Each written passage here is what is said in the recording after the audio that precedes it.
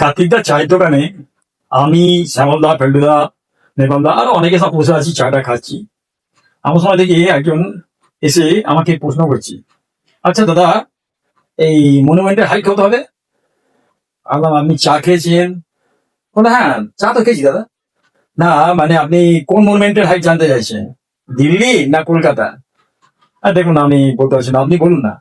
শুনুন, আমার বাড়ির পাশে একটা বাগান আছে, ওখানে একটা নারকেল গাছ আছে, সেই নারকেল গাছটার হাইটটা যতদূর ওই দিল্লি মনুমেন্টের কাছাকাছি।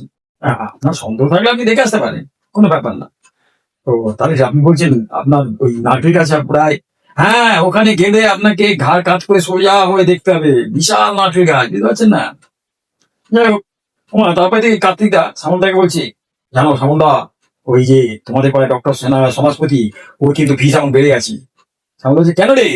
আর বলো না, ওর কম্পাউন্ডারকে দোকান থেকে ছাড়িয়ে দিয়েছে, নিজেই দেখি দোকান খুলছে, নিজেই দোকান ঝাড় দিচ্ছে, তারপর নিজেই ধূপ জ্বালাচ্ছে, গঙ্গা জল দিচ্ছে, আবার আমার দোকান থেকে চা, ঘুগনি, পকোড়া সব নিয়ে যাচ্ছে। ও, এই ব্যাপার, বুঝতে পেরেছি। ফেরলুদা গেল ডক্টর সমাজপতির চেম্বারে। ডাক্তারবাবু, আমার প্রেশারটা একটু দেখে দিন না। কেন, প্রেশার কি বেড়েছে? দাঁড়ান, বুঝুন। এবার ডাক্তারবাবু প্রেশার মাপছি। আপনার প্রেশার তবে বেড়ে গেছে, কিছু চিন্তা করেন নাকি? আর বলবেন না, আমাকে প্রতিদিন সকালবেলা 30টা কাঁথা কাচতে হয়, আর 23 বালতি জল টানতে হয়।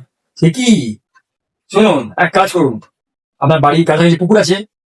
হ্যাঁ ডাক্তারবাবু, আছে। তাহলে শুনুন, সকালবেলা পুকুরে গিয়ে 30টা কাঁথা নিয়ে যাবেন, আর একটা গান, এই গানটা 20 মিনিট ধরে গাইবেন।